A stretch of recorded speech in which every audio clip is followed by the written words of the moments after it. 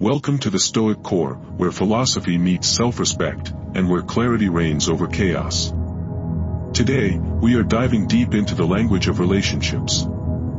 Specifically, we'll examine phrases women use that, though often subtle, can undermine a man's peace, dignity, and emotional sovereignty.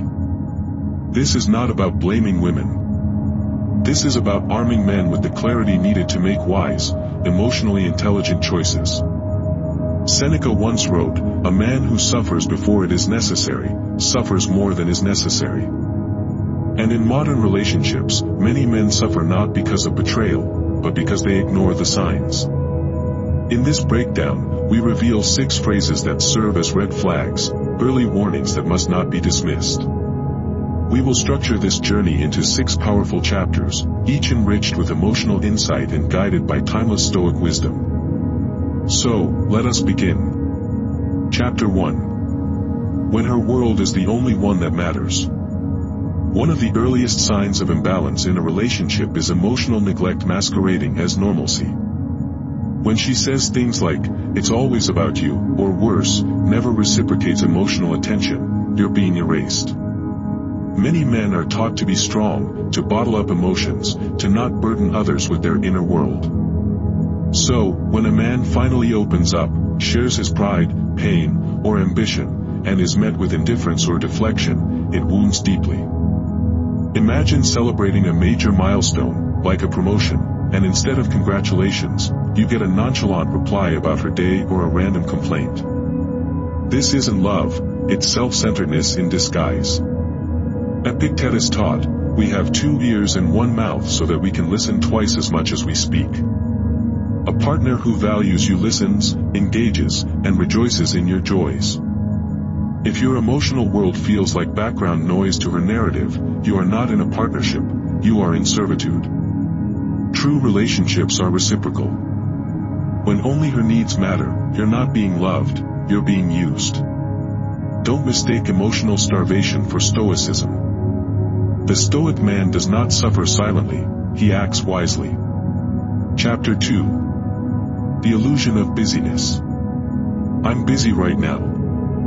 Sounds reasonable, right? Everyone's got commitments. But when busy becomes a default excuse, day after day, week after week, it's no longer about time. It's about priorities. You may work a 9 to 5 job, chase personal goals, manage finances, and still make time for her. That effort signifies devotion. But if she's constantly unavailable, always engrossed in work, friends, or her own digital distractions, while you wait on the sidelines, ask yourself, is this mutual? Seneca reminds us, we suffer more in imagination than in reality. If you keep rationalizing her absence, imagining her stress as noble sacrifice, you may be suffering more than necessary.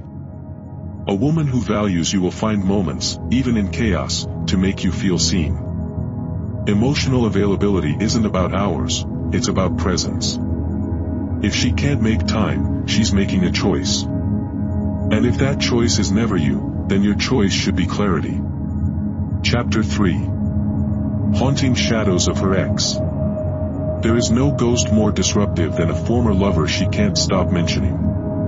If phrases like, "My ex used to do that," slip out often, it's not nostalgia. It's displacement. Whether it's his style, opinions, or actions, when she draws comparisons between you and a man from her past, it signals unresolved emotions. You're not dating her, you're competing with her memories.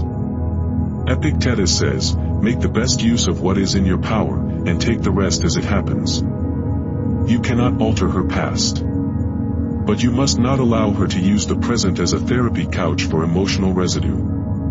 You deserve to be chosen, not compared. Rebounds masquerade as real relationships, but they sap your energy and leave you empty. Do not allow yourself to be someone's emotional distraction. Be their conscious, intentional choice, or nothing at all. Chapter 4. Blame, guilt, and the erosion of accountability. Few phrases are more corrosive than, "It's your fault." Especially when used repeatedly to deflect accountability. A healthy relationship thrives on mutual responsibility.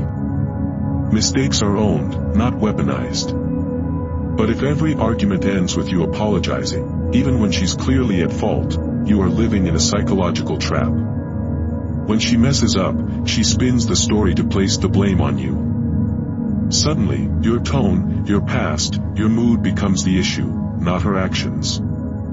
This is not a misunderstanding, it's manipulation. Epictetus said, "It's not what happens to you, but how you react to it that matters." React with strength. Call out the imbalance. Relationships should be a dance of mutual correction, not a courtroom where you're always the defendant. Beware of women who weaponize guilt. A Stoic man takes responsibility, but he does not bear another's unwillingness to evolve. Chapter 5. Emotional blackmail and the savior complex. I have no one else. It sounds vulnerable, even tragic.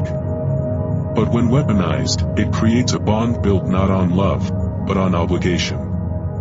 You are not her therapist. You are not her rescuer. You are her equal. If her emotional needs are so overwhelming that you become her only life support, your relationship becomes codependent. The Stoic man helps, but does not enable. He loves, but does not lose himself. Epictetus warned, first say to yourself what you would be, and then do what you have to do. You must decide whether your role is that of a partner, or a crutch. Encourage her to seek help. Real help. From professionals. Not you. Boundaries are not walls, they're bridges to healthier love. If she refuses, and guilt trips you into staying, understand this, emotional blackmail is not affection. It's control. Chapter 6. Betrayal, control, and the death of trust. Some phrases are sharp enough to slice trust instantly. It was nothing serious, you're cheating, obey me. Let's unpack them. When a partner cheats and then says it was nothing serious, it insults your intelligence and dignity. Infidelity isn't about a moment, it's about a betrayal of shared values. Seneca said, a lack of trust is the first step toward disintegration. Do not stay in what has already fallen apart. And then there's, you're cheating. Often baseless, these accusations stem from her own insecurities or projection. If she's always suspicious, checking your phone, questioning your whereabouts, you're in a prison of mistrust. Relationships need air. Without trust, they suffocate. Finally, obey me. When preferences become ultimatums, and care becomes control, you've surrendered freedom for false affection. Epictetus reminds us, freedom is the only worthy goal in life. Do not barter it for attention. A Stoic relationship is based on mutual elevation, not fear, not control, not manipulation. Conclusion. A Stoic man's relationship compass. Let's reflect. These phrases are not just words. They are signals. Early indicators of deeper issues, control, disrespect, emotional negligence, and mistrust. The Stoic man does not panic. He does not overreact. He observes, evaluates, and acts in accordance with his highest self. A fulfilling relationship is not about perfection, it's about shared purpose, aligned values, and emotional generosity. Choose respect over chaos. Choose truth over comfort. Choose peace over pleading. Thank you for joining the Stoic Core. If today's message struck a chord within you, I invite you to support this journey. Like this video to let the message echo further. Share it with men who walk the path of self-respect. Subscribe to the Stoic Core and become part of a brotherhood rooted in reason, not reaction. Leave your reflections in the comments below. Let's build a community that uplifts, supports, and sharpens each other.